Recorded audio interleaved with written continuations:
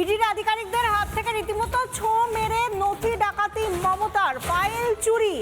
এই ঘটনা সারা রাজ্য সারা দেশ দেখেছে এবং এই ঘটনাকে মনে করিয়ে দিয়ে বিজেপির বিধায়ক শিলিগুড়ির শঙ্কর ঘোষ তিনি রীতিমতো বিঁধলেন মমতা বন্দ্যোপাধ্যায় এবং তৃণমূলকে। তার মন্তব্য, মমতা বন্দ্যোপাধ্যায় চুরি দুর্নীতির বাস্তুতন্ত্র জিইয়ে রাখতে মরিয়া।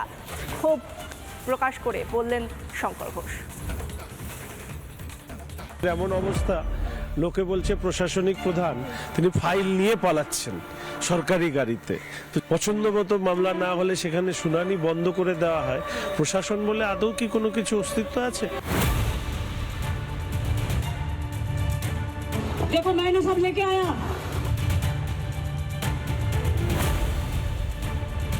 শঙ্কর ঘোষের নিশানায় সোজাসুজি রাজ্যের প্রশাসন, আর এটাই তো স্বাভাবিক, তাই না? 8ই জানুয়ারি এজেন্সির তদন্তে কিভাবে হস্তক্ষেপ করেছিলেন মমতা বন্দ্যোপাধ্যায় তা দেখেছে গোটা দেশ। So my hard disks,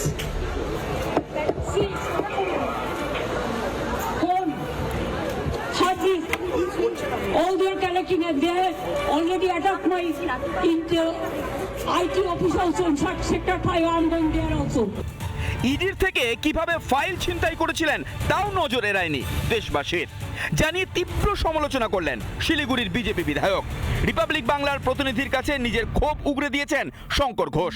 এমন অবস্থা, লোকে বলছে প্রশাসনিক প্রধান তিনি ফাইল নিয়ে পালাচ্ছেন সরকারি গাড়িতে। তো যে রাজ্যের প্রশাসনিক প্রধান ফাইল নিয়ে পালায়, যে রাজ্যের লোয়ার কোর্টে লোক ভিড়িয়ে দিয়ে শুনানি বন্ধ করে দেওয়া হয়, যে রাজ্যের আপার কোর্টে লোক ভিড়িয়ে দিয়ে পছন্দ মতো মামলা না হলে সেখানে শুনানি বন্ধ করে দেওয়া হয়, প্রশাসন বলে আদৌ কি কোনো কিছু অস্তিত্ব আছে? মমতা বন্দ্যোপাধ্যায়ের লজ্জাজনক ঘটনার প্রতিবাদে ইতিমধ্যেই নবান্নে ধর্নার হুঁশিয়ারি দিয়েছেন শুভেন্দু অধিকারী। আমি চেয়েছি 15 তারিখ 16 তারিখ একদিন আমি বসতে চাই, পুরো দিন যেখানে বলবে। পুলিশকে চেয়েছি, পুলিশ রেসপন্স করেনি, আমি কোর্টে যাব। তারা না বলে গেছিলেন অমিত শাহজির অফিসে, আর আমি বলেই যাব, পারমিশন নিয়ে যাব। নবান্নয় ধর্নার অনুমতি চেয়ে এবার মামলা করলেন শঙ্কর ঘোষও। 2026 ওনার প্রাক্তন মুখ্যমন্ত্রী হওয়ার সময়ের অপেক্ষা, শেষের দিকে যাওয়া হয়, তাই হচ্ছে বিভিন্ন উপসর্গ সামনে আসছে।